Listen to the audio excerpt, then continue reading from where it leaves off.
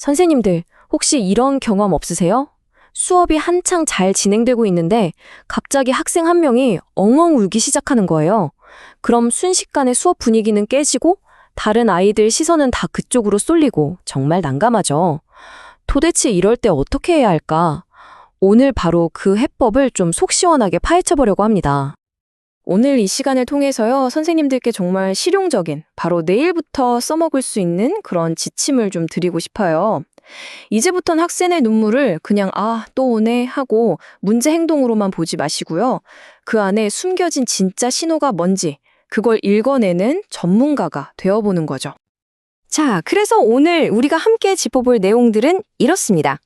먼저 지금 어떤 상황이 문제인지부터 보고 그 다음엔 행동하기 전에 뭘 먼저 생각해 봐야 하는지, 그리고 가장 중요한 눈물에도 종류가 있다는 거, 그 세 가지 눈물을 파헤쳐보고 각각 어떻게 대처해야 할지 그 툴킷을 열어볼 거예요. 그리고 마지막으로 이 모든 걸 관통하는 핵심 원칙까지 딱 정리해 드릴게요.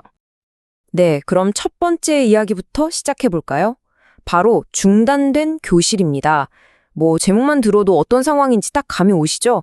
학생 한 명의 눈물이 우리 교실 전체에 어떤 파급 효과를 가져오는지 그거부터 한번 제대로 들여다보겠습니다. 이게 그냥 우는 학생 한 명의 문제로 끝나면 좋겠는데 절대 그렇지가 않잖아요. 수업 맥이 탁 끊기고요. 다른 아이들도 덩달아 집중력을 잃고 웅성거리기 시작하죠. 근데 그 계기가 또 엄청난 게 아니에요. 발표하다가 답을 틀렸을 때, 아니면 게임에서 자기가 안 뽑혔을 때. 진짜 이런 사소한 일로 시작된 울음 하나가 교실 전체를 마비시키는 경험, 선생님들이라면 다들 한 번쯤은 겪어보셨을 거예요. 자, 그럼 도대체 어떻게 해야 할까요? 여기서 핵심이 나옵니다. 우리는 보통 아이가 울면 바로 반응부터 하잖아요. 달래거나 혼내거나. 근데 그게 아니라요. 먼저 진단을 해야 한다는 겁니다. 의사처럼요. 네, 맞아요. 바로 이겁니다. 무작정 눈물부터 멈추게 하는 스킬이 중요한 게 아니에요. 그것보다 훨씬 더 중요한 건 이 아이가 도대체 왜 울까? 그 원인을 찾는 겁니다. 왜냐고요? 원인을 알아야 진짜 제대로 된 처방을 내릴 수 있으니까요. 아니, 근데 그 원인을 어떻게 찾냐고요? 좋습니다. 지금부터 선생님들의 나침반이 되어줄 아주 유용한 분석 툴을 하나 소개해 드릴게요. 바로 학생의 눈물을 크게 세 가지 유형으로 나눠서 살펴보는 겁니다. 자, 이 표를 한번 보세요. 이게 바로 아이의 마음을 읽는 일종의 해독 코드라고 할 수 있습니다. 눈물은 다 같은 눈물이 아니에요. 첫 번째는 스트레스 눈물입니다. 이건 정말 힘들어서 보내는 SOS 신호예요. 평소에 잘 안 울던 아이가 갑자기 운다? 그럼 이걸 의심해 봐야 합니다. 두 번째는 관심 끌기 눈물. 이건 이름 그대로 선생님, 저 좀 봐주세요 하는 거죠. 그리고 마지막 세 번째는 좀 더 고단수예요. 바로 전략적 눈물입니다. 하기 싫은 과제를 피하려고 하거나 혼나는 상황을 모면하려고 할 때 쓰는 거죠. 어때요? 이제 우리는 탐정처럼 이 단서들을 가지고 아이의 진짜 속마음을 추리해봐야 하는 겁니다. 자, 이렇게 원인 진단이 끝났다면 이제는 행동할 시간이죠. 각 눈물 유형별로 딱 맞는 그런 맞춤형 대응 전략 툴킷을 한번 열어보겠습니다. 네, 제일 먼저 다뤄볼 건 스트레스 눈물입니다. 아이가 정말로 힘들어서 우는 상황, 이때는 다른 무엇보다도 따뜻한 공감과 실질적인 지원, 이게 가장 중요합니다. 여기 네 가지 스텝을 꼭 기억해 주세요. 첫째, 아이의 감정을 있는 그대로 인정해 주는 거예요. 속상했구나 하고요. 둘째, 그냥 넘어가지 마시고 언제, 어디서, 왜 우는지 그 패턴을 잘 관찰해 보세요. 셋째, 관찰하다 보면 원인이 보이겠죠?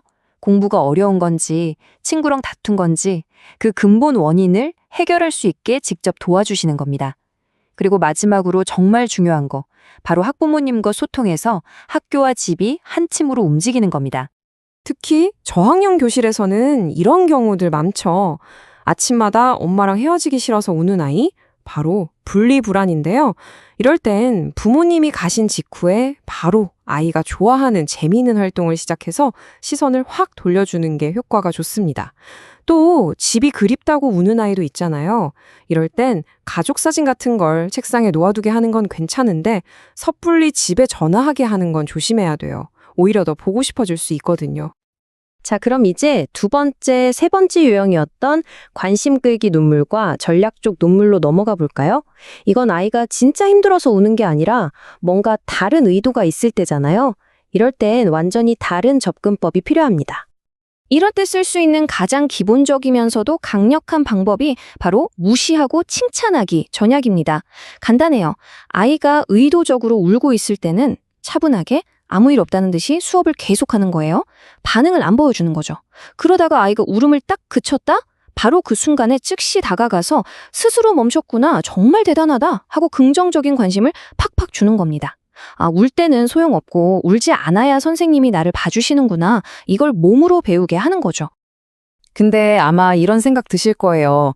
아니, 무시하고 싶은데 애가 너무 시끄럽게 울어서 수업을 할 수가 없는데 어떡해요? 맞아요. 그럴 땐 무시만으로는 부족하죠. 좀 더 적극적인 전략이 필요합니다. 사실 이런 상황이 선생님들을 가장 힘들게 만들죠. 이럴 때 쓸 수 있는 심화 전략 몇 가지를 알려드릴게요. 첫째, 교실 뒤편에 마련된 생각하는 의자 같은 조용한 공간으로 잠시 보내서 스스로 진정할 시간을 주는 겁니다. 둘째, 만약 무언가를 잘못해서 훈육하는 중에 아이가 운다? 그렇다고 훈육을 멈추시면 안 돼요.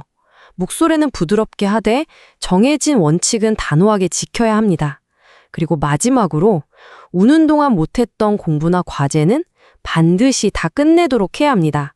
울음이 숙제 안 하는 핑계가 될 수는 없다는 걸 확실히 알려줘야죠. 자, 이제 거의 다 왔습니다. 마지막으로 지금까지 우리가 나눈 모든 전략들을 하나로 꿰뚫는 가장 중요한 핵심 원칙에 대해 이야기하면서 정리해 볼까 합니다. 오늘 제가 말씀드린 여러 방법들 다 기억하지 못하셔도 괜찮습니다. 하지만 딱 하나, 이 원칙만큼은 정말 꼭 가슴에 새겨주셨으면 좋겠습니다. 그게 뭐냐면요.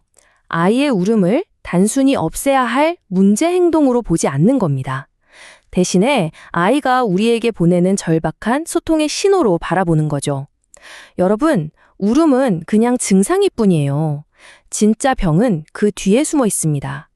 아이는 지금 눈물이라는 언어로 우리에게 필사적으로 무언가 말을 걸고 있는 거예요. 그러니까 선생님의 진짜 임무는 우는 아이를 조용히 시키는 게 아닙니다. 그 눈물이 지금 어떤 이야기를 들려주고 있는지, 아이의 마음속에서 도대체 무슨 일이 벌어지고 있는 건지 그 이야기에 귀를 기울이고 이해해 주는 것. 그것이야말로 우리의 진짜 역할이 아닐까요? 자, 이제 한번 교실에 있는 특정 학생 한 명을 떠올려 보세요. 오늘 우리가 함께 살펴본 이 렌즈로 그 아이를 다시 한번 바라봐 주세요. 과연 그 아이의 눈물은 우리에게 어떤 이야기를 들려주고 있나요? 그리고 그 이야기를 듣게 된 선생님의 내일 교실은 아마 오늘과는 완전히 다른 모습이 되어 있을 겁니다.